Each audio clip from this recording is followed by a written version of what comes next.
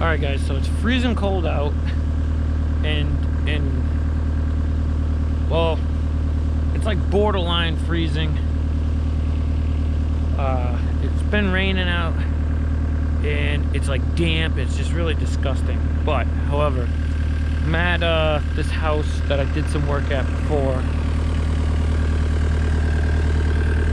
and what he wants to do here is spread some stone in this driveway. Nothing fancy. And then later in the spring, I'm gonna take that topsoil, we call it loam here, L-O-A-M. We're gonna spread that loam in here, but I'm gonna rip out them bushes and everything. So what he wants to do is he wants to take this pile of stone, and he wants to just spread it in here for the driveway. So maybe I'll put you guys here. And he was saying nothing fancy, just, you know, there's no edging or anything, there's nothing.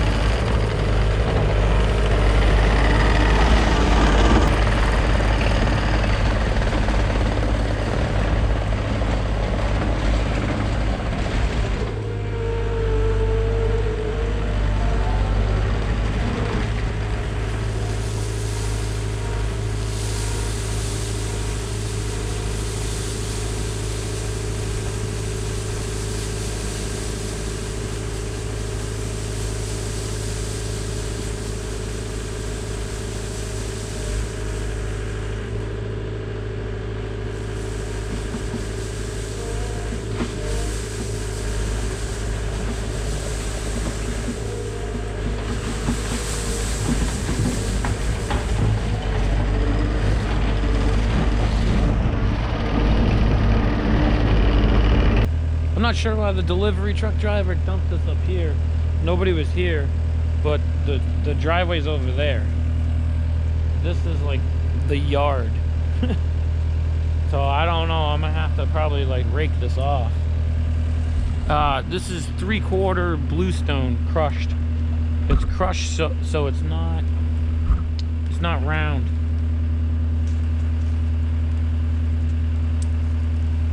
So like it's crushed, so like it's like sharp, jagged, crushed. It packs better when you drive over it, because it's not round, it doesn't roll around, it tightens up and packs better. It's nice stuff, but I don't know why he parked that over there, that pile. All right, so yesterday, this is as much as I got done. This is all hard recycled asphalt. I'm not gonna try to grade that out, that little bit. Everything's soaking wet here, and he didn't really want me to get too fussy here. Just spread the stone, that's it. However, this is as far as I got, because this machine is a little different than my last one. So my last one had an Isuzu engine in it, and it wasn't fussy. This one here, the light started flashing, and Takeuchi has a safety after a few seconds of running it. If the coolant is just a little bit low, it will shut off. So you see, the coolant's right there. I don't know if you can see that. But they put this tube at the top of the radiator, so it's just enough to get air bubbles in there. What I was reading online, they're real finicky. So then I had to go find, because I didn't have any, because my last machine took the green stuff. This stuff takes the ethyl glycol 50/50, and I went online and it said this organic acid technology, OAT is what they called it online. Obviously that's just an abbreviation. So then I was reading the back for ingredients to make sure I got the right stuff, and right there, ethylene glycol, which that top of the radiator says ethylene glycol 50/50 mix. It says do not add water, because they already did. So this is what I gotta do now. So normally I carry coolant, but the thing of it is this machine is new to me. I've only had it for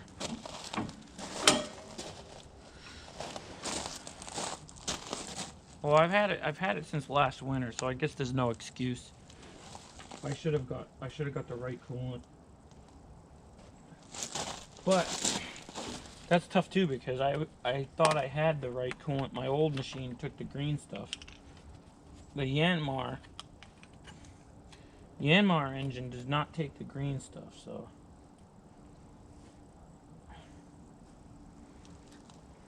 it takes this orange stuff. Maybe you can see in there. See, it's right there. But it's like a hair low. Just, you know, it's like a hair low, so that tube is getting air in it. And when that gets air in it, from what I was reading online, I guess it triggers off the sensor. The sensor will shut the machine off after five seconds, I guess it said. I didn't get that far, because as soon as the light came on, I shut it off. I don't like to run things with lights on, because the lights always mean something. Let's see how bad I am at pouring this.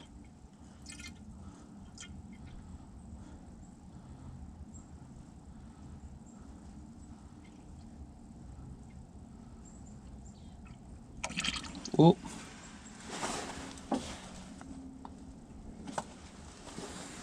I'm gonna have to start this up and let it warm up.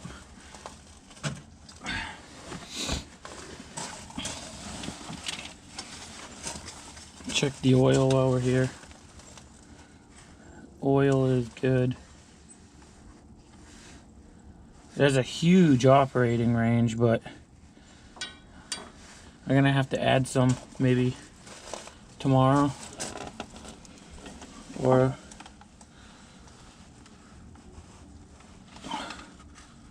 I'm gonna have to start this machine up. And the only thing of it is the Isuzu engine had a much better dipstick position. This one's kind of far down in there. The Isuzu was like right up here with an orange handle. Let me start this thing up. Maybe you guys can stay right there.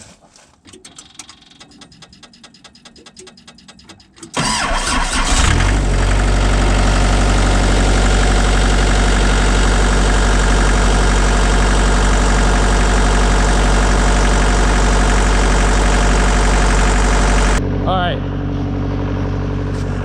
So what I'm going to do is I'm going to let that warm up. Once the thermostat kicks on and calls for fluid, it'll suck that coolant down in there, and then we'll add more to it. And we'll leave the cap off so it purges itself of like air bubbles. And hopefully we'll get back to work here. I'll check back in a minute. See the air bubbles? I'm getting a face full of exhaust here.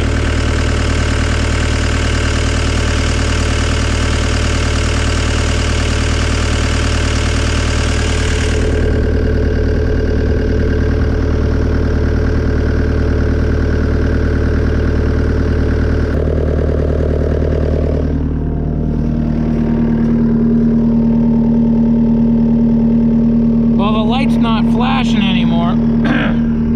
That was the light that was flashing, that big caution light.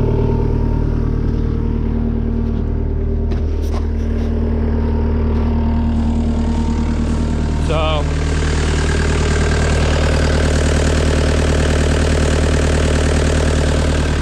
alright guys, I'm gonna wait till that thing sucks the fluid down some,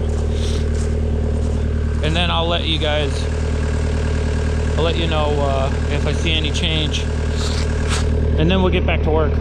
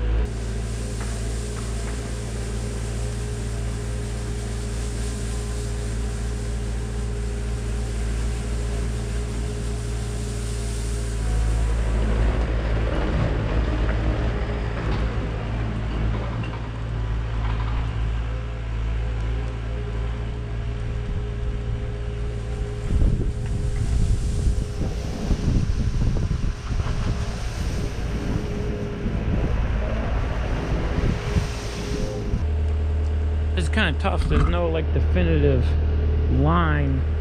I'm just kind of going by the tire, like where the tire marks are. So like there's a tire mark here. You know, there's a tire mark here. And when I came by here yesterday, there was a truck parked there. So I'm assuming that's where he wants to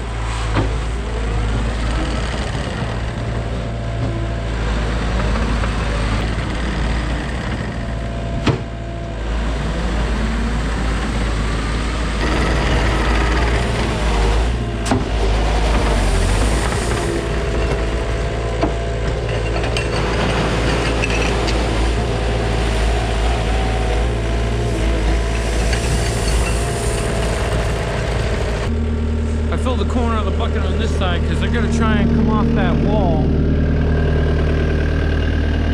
and meet up with this line down here.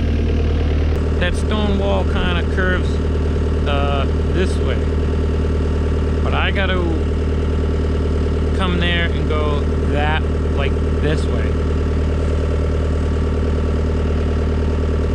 It's tough because there's really no definitive lines here. I'm just going by where I think they might park. There's no edging or anything either to outline anything.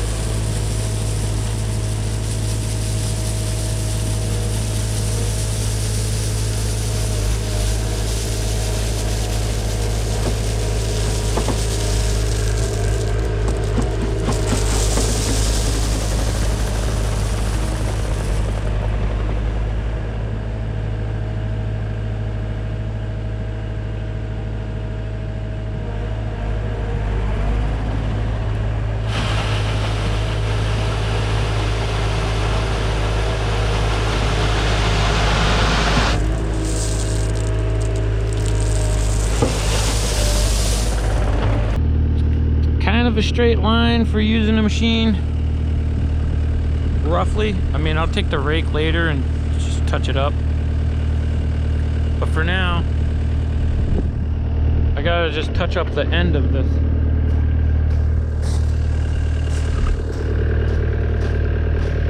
Down here there's all recycled asphalt under here. Asphalt. I can never say it right. So I guess I gotta grab some buckets, because that's finished down there. Just gotta get that stone out of there, put that stone down here.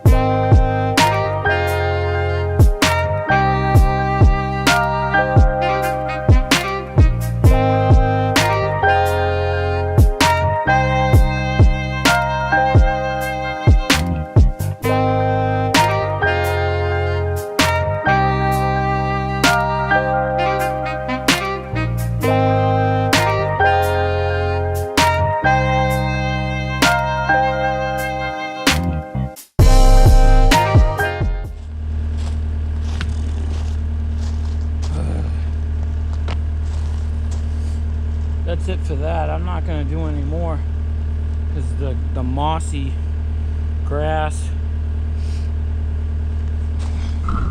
See if I can show you.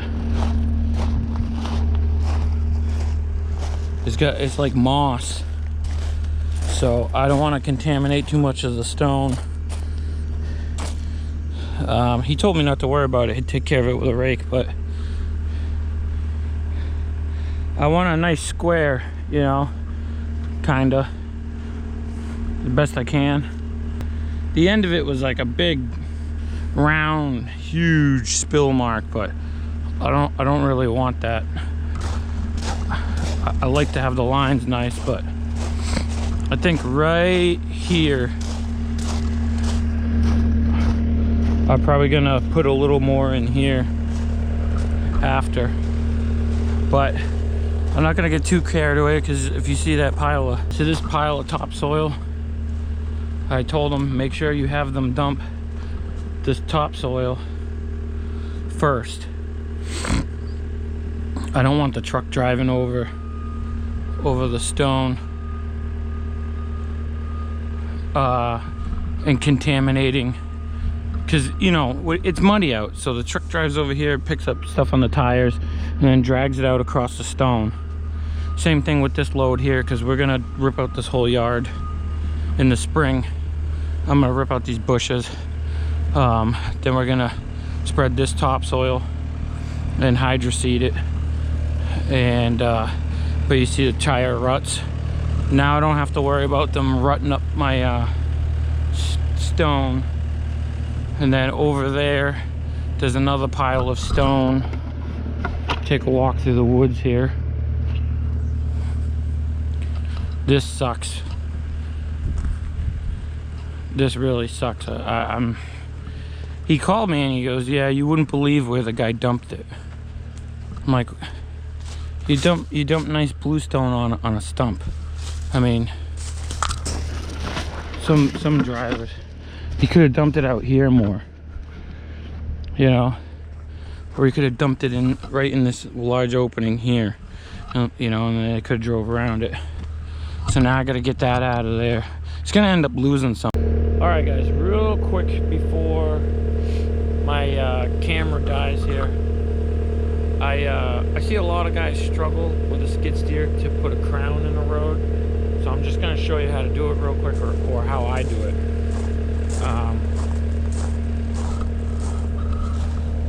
This area right through here, I already kind of got it. I usually like to touch everything up with a rake. I still got some stone down there that I gotta play with and square this up, but the camera's gonna die. So I'll show you how I do it. Alright guys, the camera died, but last year I put recycled asphalt down this driveway with a crown in it. Now the way that I get a crown, I will load the middle of the road heavy, and then I will load the edges of the road to the desired depth that we want the stone. And then what I'll do is flip-flop sides, having the bucket meet in the middle. What I don't do is I don't grade the middle of the road with the machine in the middle, because you will bridge the crown and take down the crown. You can see the lean on the machine. Once I get the desired lean that I want, I will then take a hand rake and usually touch up the edges to get more defined lines. Hope you guys enjoyed it. Catch you on the next one.